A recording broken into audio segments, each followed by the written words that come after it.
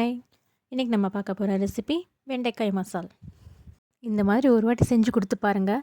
திரும்ப திரும்ப செய்ய சொல்லி கேட்பாங்க. அவ்வளோ டேஸ்ட்டாக இருக்கும். ஃப்ரெஷ்ஷான வெண்டைக்காய் 100 கிராம் எடுத்துக்கோங்க. ஈரம் இல்லாமல் நல்லா வாஷ் பண்ணி தொடச்சி எடுத்துகிட்டு கட் பண்ணி எடுத்துக்கோங்க. ஒயிட் ரைஸோட பிசைஞ்சு சாப்பிட சூப்பரான ஒரு காம்பினேஷனுங்க இது. இப்போ எல்லா வெண்டைக்காயும் வெட்டி எடுத்தாச்சு. தாளிப்புக்கு தேவையான பொருளெல்லாம் பார்த்துடலாம். பெரிய வெங்காயம், கருவேப்பிலை, தக்காளி ஜூஸ், 2 கரண்டி தயிர் எடுத்துக்கோங்க. 1/2 டீஸ்பூன் மஞ்சத்தூள், 1 டீஸ்பூன் மிளகாய்த்தூள், 1 டீஸ்பூன் மல்லித்தூள், இதெல்லாம் சேர்ந்து நல்லா கலந்து எடுத்து வச்சுக்கோங்க. ஒரு கடாயில் கொஞ்சமாக எண்ணெய் ஊற்றிக்கோங்க. எண்ணெய் நல்லா சூடானதும் நம்ம கட் பண்ணி வச்சுருந்தா வெண்டைக்காயை சேர்த்துக்கலாம். தேவையான அளவு உப்பு சேர்த்திக்கோங்க. நல்லா ரோஸ்ட் ஆகிற வரைக்கும் ஃப்ரை பண்ணிக்கோங்க. வெண்டைக்காய் நல்லா ஃப்ரை ஆகிடுச்சு. நம்ம இதை பிளேட்டில் மாற்றி வச்சுக்கலாம்.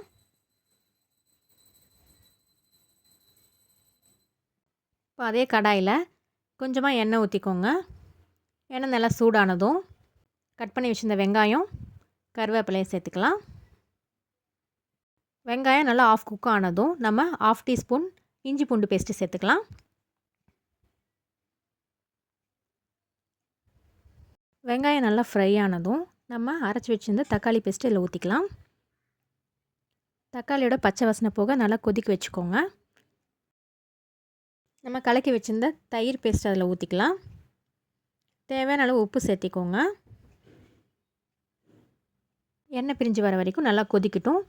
இப்போ நல்லா கொதிச்சிருச்சு. நம்ம ஃப்ரை பண்ணி வச்சுருந்த வெண்டைக்காய் அதில் சேர்த்துக்கலாம். ஒரு 10 நிமிஷம் அப்படியே வேகட்டும். அவ்வளோதான், சூப்பராக வெந்துருச்சு. இதுதான் நம்மளோட வெண்டைக்காய் மசால். இதே மாதிரி நீங்களும் உங்கள் வீட்டில் ட்ரை பண்ணி பார்த்துட்டு எப்படி இருந்துச்சுன்னு கமெண்ட்டில் சொல்லுங்கள். மறக்காமல் எனக்கு ஒரு லைக் போட்டுருங்க. தேங்க்யூ.